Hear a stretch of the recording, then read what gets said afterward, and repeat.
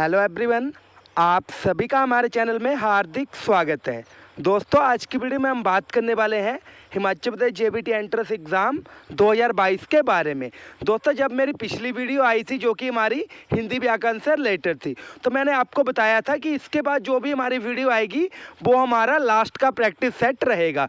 तो दोस्तों, ये जो आज की वीडियो है, ये यहाँ पे जो हमारी हिंदी व्याकरण का पार्ट है उसका लास्ट प्रैक्टिस सेट है। ऐसा मैं इसलिए कह रहा हूँ, आप मेरी पिछली वीडियोज़ को चेक कर सकते हैं। जो भी आपके टॉपिक्स हैं, 25 के 25 क्वेश्चन जिन भी टॉपिक्स में से आएंगे वो टॉपिक्स आपको अच्छे से कवर करवा दे गए हैं। तो आपने अभी तक वो वाली वीडियोस नहीं देखी है तो प्लेलिस्ट में जाइए, वहाँ पे मैंने लिखा होगा हिंदी, तो उनमें से जो वीडियोस है वो आप देख सकते हो। तो दोस्तों, जो आज की वीडियो है यहाँ पे हम डिस्कस करने वाले हैं जो हमारी हिंदी व्याकरण का लास्ट प्रैक्टिस सेट है। और मैं यहाँ पे आपको पहले ही बता दूँ, ये जो वीडियो है इसको आप सभी बहुत ही ज़्यादा इंजॉय करने वाले हैं।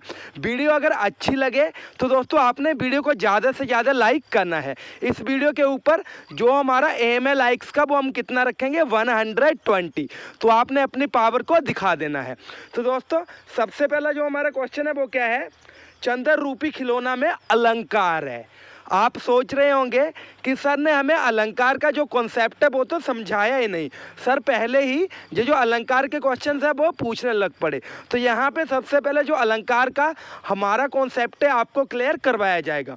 आपने अच्छे से समझना है, क्योंकि ये जो अलंकार है इसको समझने में आपको बहुत ही ज़्यादा मज़ा आने वाला है। ठीक है दोस्तों, तो यहाँ पे सबसे पहले हम बात करेंगे अलंकार याद रखने का कौन सा तरीका है, किस तरीके से हम यहाँ पे खेल खेल में जो अलंकार है उसको याद रख सकते हैं।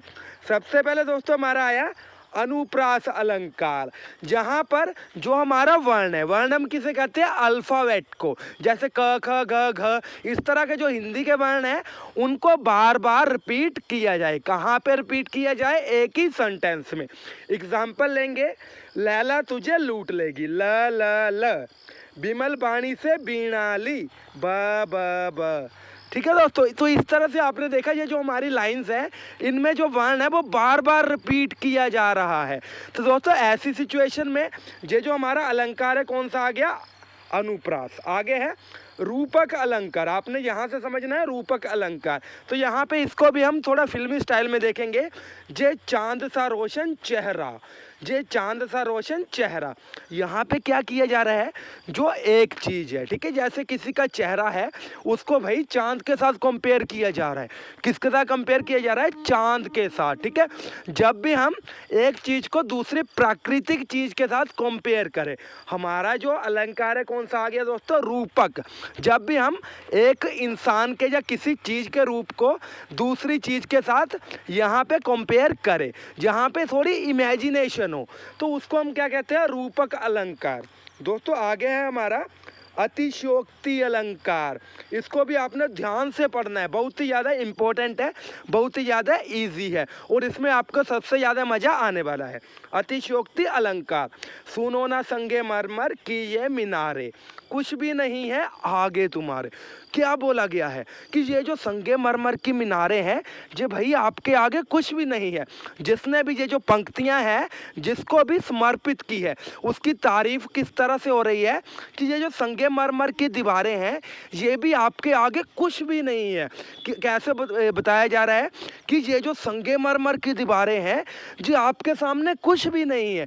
क्या पता लगा हमें, यहाँ पे जो तारीफ की जा रही है वो चरम सीमा तक की जा रही है, जितनी हो सके उतनी तारीफ की जा रही है।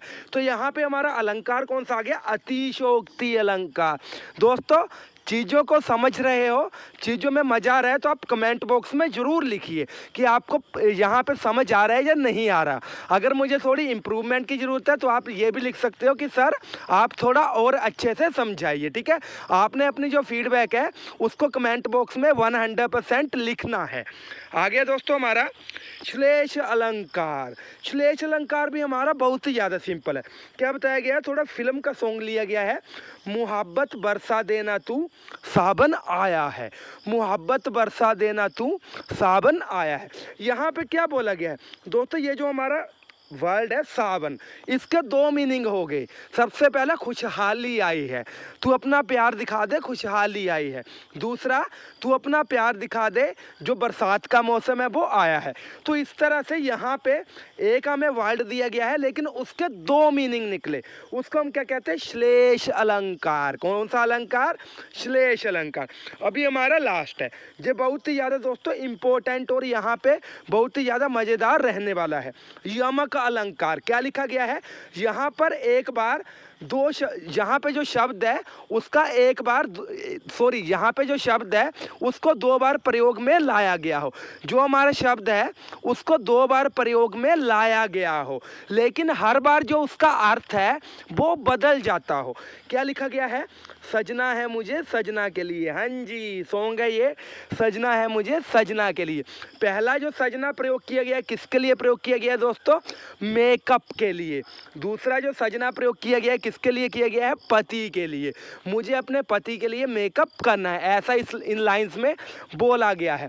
तो यहाँ पे आपने एक चीज़ याद रखनी है, ये जो हमारा यमक अलंकार है यहाँ पे जो वर्ड है वो दो बार होगा और इसका जो मीनिंग है हर बार बदलेगा।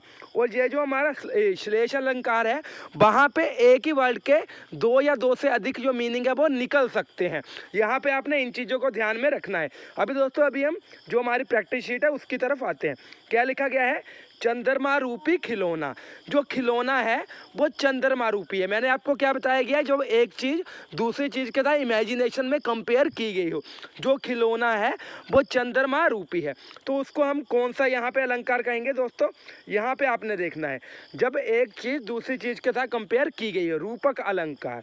जो हमारा फर्स्ट क्वेश्चन है दोस्तों उसका जो आंसर है क्या आ गया? रूपक अलंकार। उम्मीद है क्लियर हो गया होगा। आगे है, तीन बेर खाती थी वे तीन बेर खाती है। तीन बेर खाती है। तो यहाँ पे आपने सबसे पहले मीनिंग समझना है। क्या बताया गया? ये जो हमारी लाइन है इसका मीनिंग क्या है?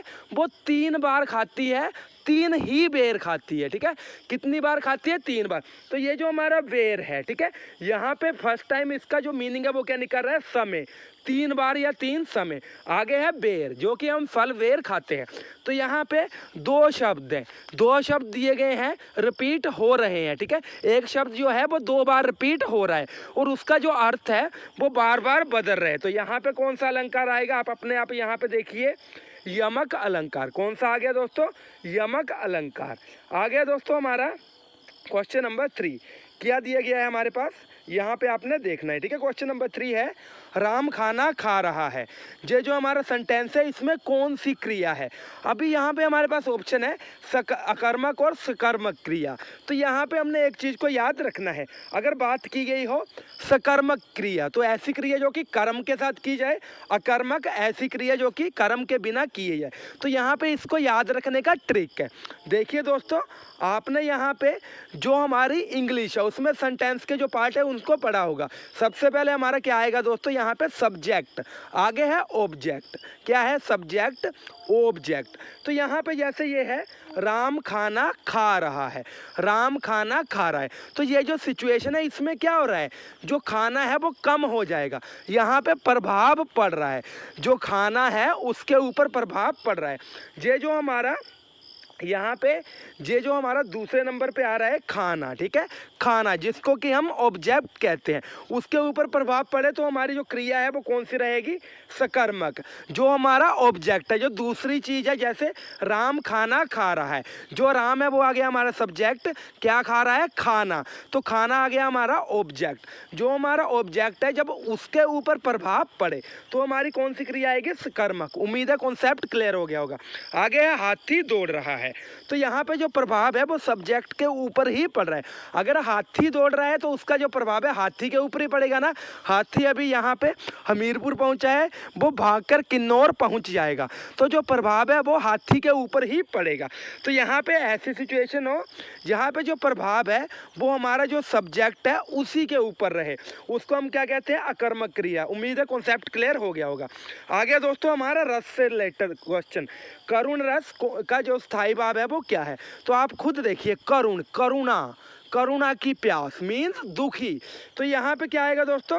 शोक। ठीक है, अगर आप इनसे रिलेटेड जो चार्ट है उनको देखना चाहते हो तो यहाँ पे एक मिनट दोस्तों, मैं आपको जो चार्ट है वो भी बता दूंगा, ठीक है। आगे है जो वीर रस है उसका जो स्थायी भाव है वो क्या है। वीर रस का स्थायी भाव क्या है, यहाँ पे जो रस है, जो वीर रस है उसका स्थायी भाव क्या है, तो यहाँ पे उत्साह। सबसे पहले मैं आपको क्लियर कर दूं, रस हम किसे कहते हैं, जो भी हमारी पंक्ति है उसमें से कौन सा भाव आ रहा है, क्या हम उनको उसको देख के उदास हो रहे हैं, क्या खुश हो रहे हैं, क्या रो रहे हैं, क्या हंस रहे हैं, ये जो चीज़ें हैं इनको क्या कहते हैं, रस। ठीक है दोस्तों, आगे हमारा क्वेश्चन नंबर 7 है दोस्तों, मधुर मधुर मुस्कान मनोहर कौन सा अलंकार है। हाँ जी, क्या चीज़ यहाँ पे अप्लाई हो रही है, म कौन सी चीज़ अप्लाई हो रही है, जो हमारा वर्ण है वो बार बार रिपीट हो रहा है, कौन सा आ गया, अनुप्रास अलंकार। उम्मीद है कॉन्सेप्ट क्लियर हो गया होगा। आगे दोस्तों, उतहार में, उतहार जो हमारा संधि विच्छेद है, इसको जब हम मिलाएंगे तो हमारा जो शब्द है वो कौन सा बनेगा, तो यहाँ पे जो शब्द है वो बनेगा उदार।